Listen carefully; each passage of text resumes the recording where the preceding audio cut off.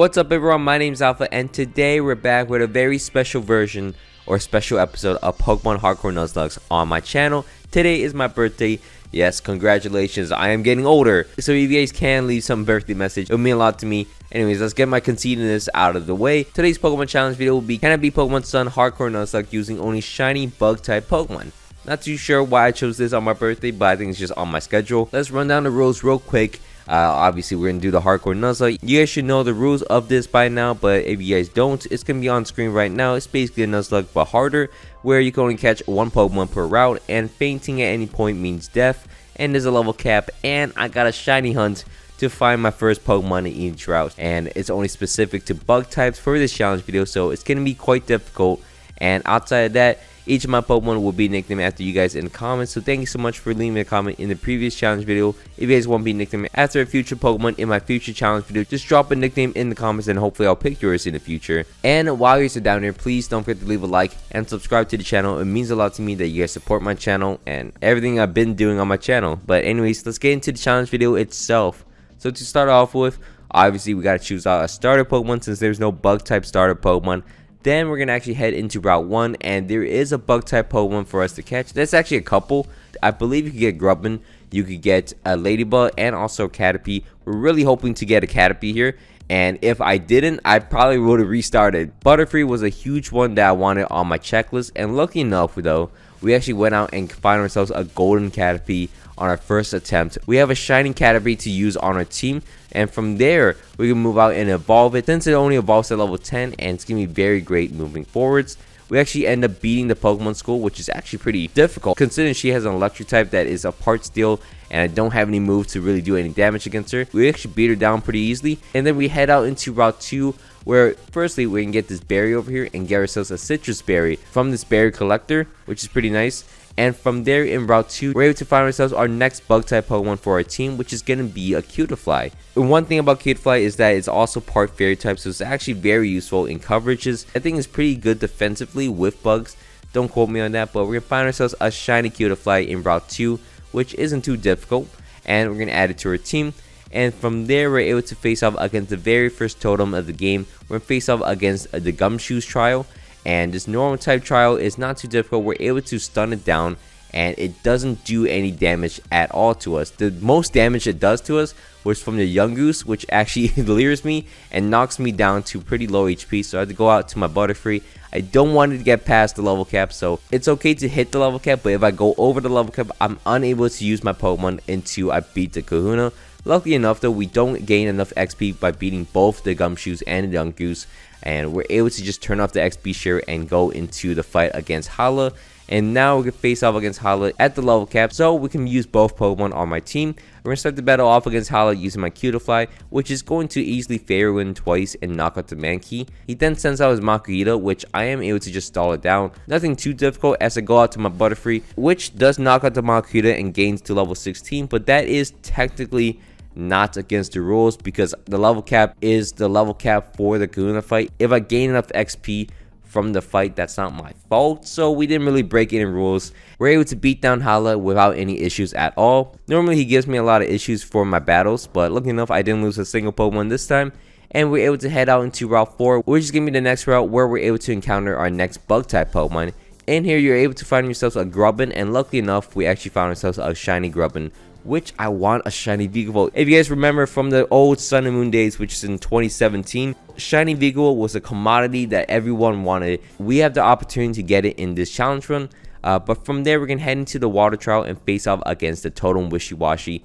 Shouldn't be too difficult, but it actually does a lot of damage to my Cutiefly. Even though I'm weakening it down with Struggle Bug, it still does a lot of damage since it's in the rain, and it's actually have pretty decent stats for a Wishy-Washy. It does have horrible speed. Once it's not in schooling mode, it is very weak. It actually is the weakest Pokemon alive, but in its full form, it's pretty powerful, as my Grubbin also struggles to do any damage against them, even as an electric type Pokemon. So we have to go out into my Butterfree to sleep powder it down and then eventually side beam it to knock him out. And luckily enough, we're able to knock out the Wishy-Washys and get through the second trial in the game. This will actually allow us to go out back into the Brooklet Hill where the trial is and surf around and manipulate the spawns. There's multiple bug type Pokemon in this area, but if we surf around, we're able to find ourselves a Dewpider, which is a bug and a water type Pokemon, which we can search out for a shiny version of course and catch it and add it to our team, which is going to evolve into an Arachnid for the next trial in the game, where we're actually able to just cheese it using my water bubble Arachnid with Hydro Vortex just to clear through all the trainers and all the wild Pokemon until we face off against the Totem Salazzle, which we're able to two-shot with obviously our Bubble Beam. And I didn't even use why didn't I use the Hydro Vortex? I didn't even use Hydro Vortex at all. That's just that's disrespectful. But from there, since we have a little leeway with some level caps, we're able to evolve our Cutiefly into a Rabombi. And from previous challenge runs, I know that Rabombi is really good against this Lurantis totem, so I'm able to two-shot down the Lurantis, switch out to my Arachnid, and then knock out the fire cast form, which is super simple. We're able to beat down the grass trial and face off against Olivia next. Olivia is giving me second kahuna of the game, and we're gonna start the battle off against her using my Butterfree. This was a bad play. I mean, it's just horrible play. I basically put my Butterfree in harm's way, but I put it to sleep with Sleep Powder and does some damage against him, kinda. I am unable to do anything against this Nosepass, I'm not gonna lie. So I switched out to my Rabombi to two-shot him, luckily, and then she sends out her Lycanroc. I do not want to lose anyone, but if I have to, I'm gonna switch out to my Grubbin, even though that means we don't get a shiny Vikavolt. She ends up going for a Z-move against him, so we bait out the Z-move, and I didn't want to risk my Arachnid taking a Z-move rock from it, so maybe he could have lived it, I doubt it, but from judging from that rock throw, probably not. I'm not gonna lie, probably not. So I am able to Hydro Vortex, knock out her Lycanroc, and also knock out her Boldor, and end up beating Olivia, but that was pretty scary. We're gonna replenish our team, even though that Grubbin went down on our first death of the game. We're gonna go around searching for new bug type Pokemon. We're able to find ourselves a Wimpod, and this is at least resettable, so we just have to come back, check the Wimpod spawn. If it's shiny, we're able to catch it, and eventually it is shiny, so we end up catching a Wimpod, which is gonna be a pretty good bug water Pokemon.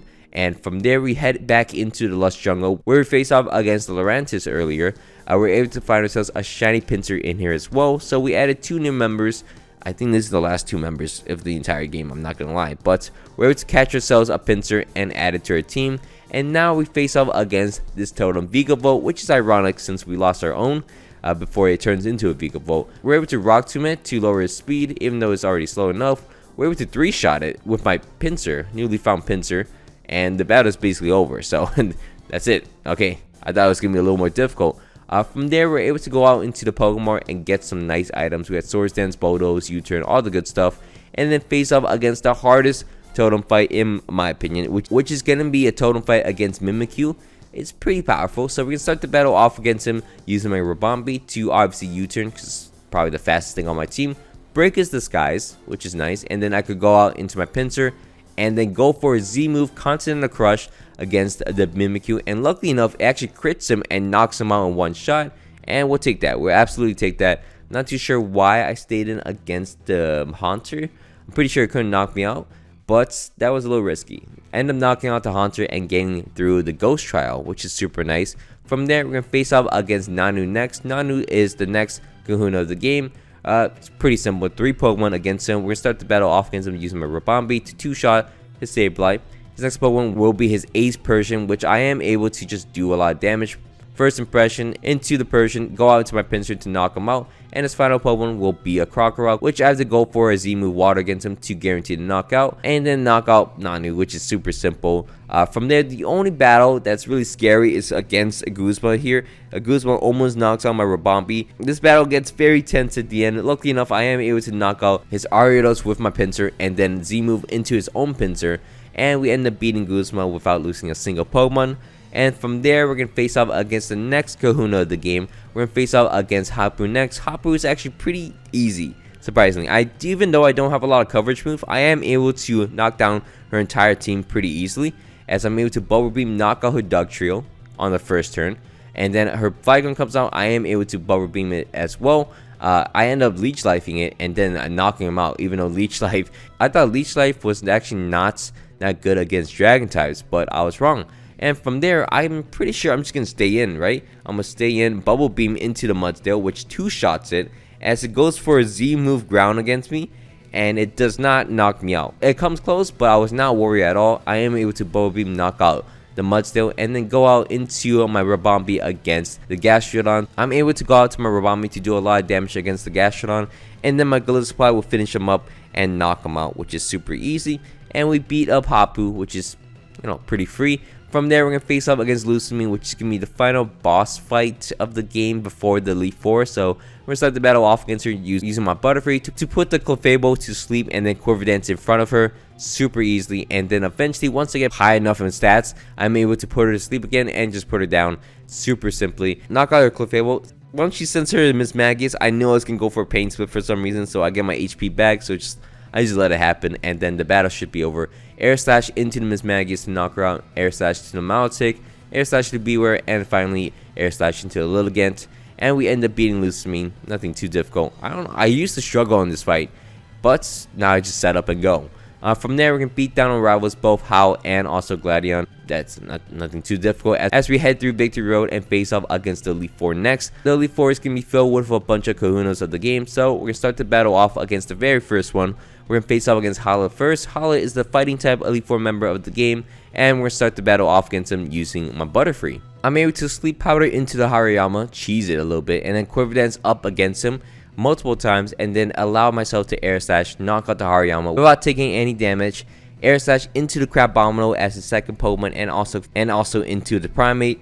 Fourth Pokemon is going to be a Poliwrath, which also gets one shot up by Air Slash and also is Beware, and we end up beating Hala without any issues at all. That's surprisingly. Hala is actually normally pretty difficult. From there, we're going to face off against a Rock type Elite Four member next. We're going to face off against Olivia. She's going to start the battle off against us using a Relicanth, which is pretty bulky. We're going to start the battle off against her using my Butterfree. It does have Compound Eyes, and I thought it was going to be faster than a Relicanth.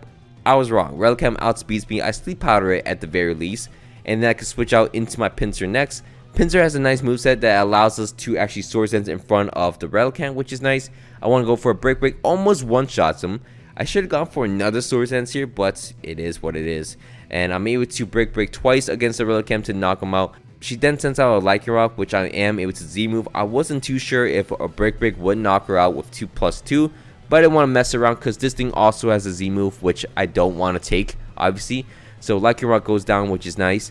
Her next Pokemon is going to be a Carbink, which I took the opportunity to go for a Swords Dance as she sets up a Reflect, which obviously was a horrible play as I'm able to break through, knock her out. And then to her next Pokemon, Probopass, I am able to avoid the Thunder Wave, break the Sturdy, and just knock her out in one shot. Her final Pokemon will be an Alolan Graveler, which also gets one shot at, and that is the end of Olivia. We're able to just sweep down the entire Elite Four apparently.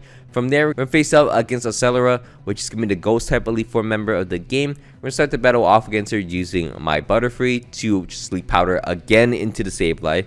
Butterfree is just a cheese character. I'm so glad I saved him instead of the Grubbin earlier. And I'm able to Air Slash into the Sableye after getting a Quiver Dance set up against him. And then we're able to knock out the Sableye. She then sends out her Frostless, which I'm going to go for Sleep Powder. I'm just cheesing everything. 2 Bug Buzz would knock out the Frostless as she sends out her Delmise next, which obviously Air Slash would knock her out. And their next Pokemon will be a Palossand. I decided to switch out into my Araquanid, take a Shadow Ball, and then Bubble Beam twice to knock out the Palossand. It ends up Z-moving me, which doesn't knock me out, which is surprising. I thought it was going to actually knock me out, but I'm able to knock her out. And their final Pokemon will be a Drifblim. I go out into my Pinsir against a Flying type. Okay, but I am able to knock her out using a Rock Tomb, and we get a Liquidation finally on my Araquanid. From there, we're going to face up against the final Elite Four member before the champion fight. We're going to face up against Kahili. Kahili is giving me the Flying type Elite Four member of the game, and we're going to start the battle off against her using my Butterfree. We're going to Sleep Powder into the Skarmory, and then for some reason, I decided to go for Quiver Dances up in front of the Skarmory, as I'm able to dodge a Steel Wing, which is nice. Don't know why she's going for Steel Wings, but eventually I am able to Air Slash and Bug Buzz into the Skarmory, lower his special defense, and end up knocking her out. Huge plays by me. She then goes out to her Manabus, which I also go for a Sleep Powder and Bug Buzz to knock her out. Her Toucannon comes out, I'm able to Air Slash, knock her out, and Air Slash the rest of her team. The Oricorio and also the Crobat goes down in one shot, and we end up beating Kahili.